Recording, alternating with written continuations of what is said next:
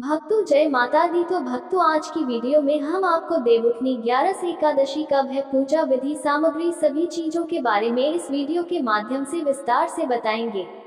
लेकिन उससे पहले अगर आप चैनल पर नए हैं तो चैनल को लाइक शेयर सब्सक्राइब कर ले और कमेंट में जय माता दी जरूर लिखें। तो शुरू करते हैं आज की वीडियो। देवउठनी एकादशी 2024 हिंदू पंचांग के अनुसार कार्तिक मास की शुक्ल पक्ष की एकादशी को देवउठनी एकादशी कहा जाता है। इसे देवोत्थान एकादशी या प्रबोधिनी एकादशी भी कहते हैं। यह विशेष तिथि धार्मिक दृष्टि से अत्यंत महत्वपूर्ण मानी जाती है क्योंकि 4 महीने की निद्रा के बाद इस दिन भगवान विष्णु योग निद्रा से जागते हैं। देवशयनी एकादशी से लेकर देवउठनी एकादशी तक का ये समय चतुर्मास के रूप में जाना जाता है, जिसमें सभी शुभ कार्यों पर रोक होती है। देवउठनी एकादशी से मांगलिक कार्यों जैसे विवाह, गृह प्रवेश, मुंडन, यज्ञोपवीत आदि को पुनरारंभ किया जा सकता है। देवउठनी एकादशी 2024 की तिथि और शुभ मुहूर्त। 2024 में देवउठनी एकादशी 15 नवंबर को मनाई जाएगी। एकादशी तिथि प्रारंभ 14 नवंबर 2024 को शाम 4:17 बजे। एकादशी तिथि समाप्त 15 नवंबर 2024 को शाम 6:20 बजे। पूजा का शुभ मुहूर्त सुबह 5:45 से 6:30 बजे तक, शाम 6 बजे से 7 बजे तक। इन शुभ मुहूर्तों में पूजा और व्रत रखना अत्यधिक पुण्यदायक माना गया है। देवउठनी एकादशी की पौराणिक कथा। धार्मिक मान्यताओं के अनुसार एक समय सतयुग में बलि नामक एक पराक्रमी और धर्मशील असुर राजा राज्य करता था। राजा बलि ने एक बार भगवान विष्णु की तपस्या की और उन्हें प्रसन्न किया। भगवान विष्णु ने बलि को वरदान देने की बात कही। इस पर बलि ने कहा कि वह इंद्र की तरह स्वर्ग पर राज करना चाहता है। इस पर भगवान विष्णु ने इंद्र को स्वर्ग छोड़ने के लिए कहा और बलि को वहां का स्वामी बना दिया। ये देख अन्य देवता चिंतित हो गए और भगवान विष्णु से सहायता मांगी। इसके बाद भगवान विष्णु वामन अवतार धारण कर बलि के पास गए और उनसे भिक्षा में 3 पग भूमि मांगी। बलि ने अपनी प्रतिज्ञा के अनुसार भगवान को भूमि दे दी।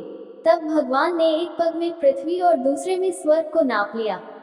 जब तीसरे पग की बारी आई तो बलि ने अपना सिर भगवान के सामने रख दिया।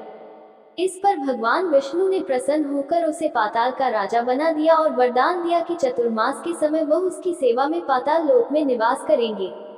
तभी से देवशयनी एकादशी को भगवान विष्णु योग निद्रा में चले जाते हैं और देवउठनी एकादशी को जागते हैं। देवउठनी एकादशी का महत्व। देवउठनी एकादशी का दिन धार्मिक दृष्टि से अत्यंत महत्वपूर्ण है। ऐसा माना जाता है कि जो व्यक्ति इस दिन व्रत और पूजा करता है उसे समस्त पापों से मुक्ति मिलती है और परिवार में सुख समृद्धि आती है। इस दिन तुलसी विवाह का आयोजन भी किया जाता है, जिससे कन्यादान का पुण्य फल प्राप्त होता है। देवउठनी एकादशी से विवाह और अन्य मांगलिक कार्य पुनः शुरू हो जाते हैं।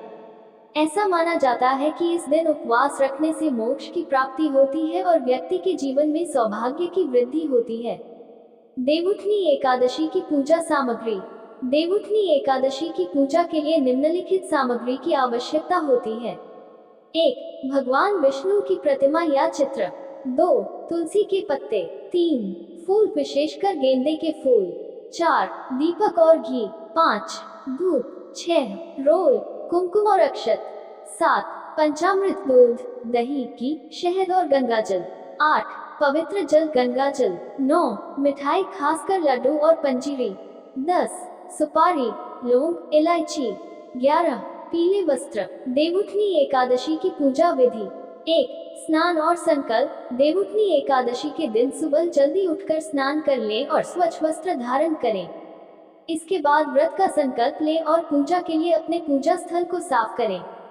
पूजा स्थल पर भगवान विष्णु की प्रतिमा या चित्र स्थापित करें। 2. दीप जलाएं। दीपक जलाकर विष्णु भगवान की आराधना शुरू करें। 3. भगवान का स्नान। पंचामृत से भगवान विष्णु का अभिषेक करें। पंचामृत में दूध, दही, घी, शहद और गंगाजल मिलाकर भगवान को स्नान कराएं। 4. वस्त्र अर्पित करें। स्नान के बाद भगवान को नए वस्त्र अर्पित करें। पीले वस्त्र विशेष रूप से उपयोग करें।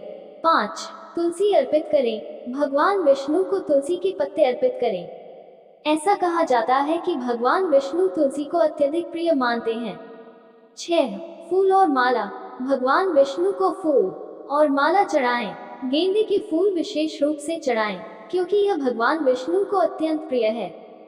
7. धूप और दीप। भगवान विष्णु के सामने धूप और दीप प्रज्वलित करें और भगवान की आरती करें। 8. मंत्र जाप। विष्णु सहस्त्रनाम, हरि चालीसा या अन्य मंत्रों का जाप करें। ओम नमो भगवते वासुदेवाय मंत्र का 108 बार जाप भी पुण्यदायक माना गया है। 9. प्रसाद अर्पित करें। भगवान विष्णु को मिठाई और फलों का भोग लगाएं। अंत में प्रसाद सभी को बांटें। 10. व्रत का पालन। दिन भर व्रत का पालन करें। व्रत के दौरान फलाहार ग्रहण करें और मन को शुद्ध रखें। 11. तुलसी विवाह। रात्रि में तुलसी विवाह का आयोजन करें। तुलसी का विवाह भगवान शालिग्राम के साथ कराएं। ऐसा करने से कन्यादान का पुण्य मिलता है। तुलसी विवाह का महत्व। देवउठनी एकादशी के दिन तुलसी विवाह करने का विशेष महत्व है। तुलसी को भगवान विष्णु की प्रिय मान्यता दी गई है और तुलसी का विवाह भगवान शालिग्राम के साथ करना अत्यंत शुभ माना गया है। तुलसी विवाह में नवविवाहित जोड़े की तरह ही तुलसी माता और भगवान शालिग्राम की पूजा की जाती है। माना जाता है कि तुलसी विवाह से भगवान विष्णु प्रसन्न होते हैं और भक्तों पर अपनी कृपा बरसाते हैं। देवउठनी एकादशी व्रत के लाभ। 1. पापों से मुक्ति। देवउठनी एकादशी का व्रत करने से व्यक्ति के समस्त पापों का नाश होता है और उसे मोक्ष प्राप्ति का अवसर मिलता है। 2. सुख समृद्धि। इस दिन व्रत करने से परिवार में सुख, शांति और समृद्धि का आगमन होता है। 3. शुभ कार्यों का आरंभ। देवउठनी एकादशी के दिन भगवान विष्णु की कृपा से शुभ कार्यों का आरंभ होता है। विवाह, गृह प्रवेश, मुंडन आदि के लिए ये दिन अत्यंत महत्वपूर्ण माना गया है। 4. सौभाग्य की वृद्धि। इस व्रत से व्यक्ति के जीवन में सौभाग्य की वृद्धि होती है और उसे जीवन की सभी सुख सुविधाएं प्राप्त होती हैं। 5. तुलसी पूजा का विशेष लाभ। तुलसी विवाह करने से भक्त को अक्षय पुण्य की प्राप्ति होती है। देवउठनी एकादशी के नियम। देवउठनी एकादशी के दिन कुछ विशेष नियमों का पालन करना चाहिए, जो इस प्रकार हैं। इस दिन ब्रह्मचर्य का पालन करें और अशुद्ध आचरण से बचें। व्रत के दौरान भगवान विष्णु का स्मरण करते रहें और मन को शांत रखें। इस दिन किसी भी तरह की तामसिक भोजन, मांसाहार, प्याज और लहसुन का सेवन न करें। तुलसी के पत्तों का सेवन न करें, क्योंकि तुलसी का विवाह होता है, इसलिए उसे तोड़ना वर्जित माना जाता है। भक्तों, अगर वीडियो अच्छी लगी हो तो चैनल को लाइक, शेयर, सब्सक्राइब जरूर करें। जय माता दी।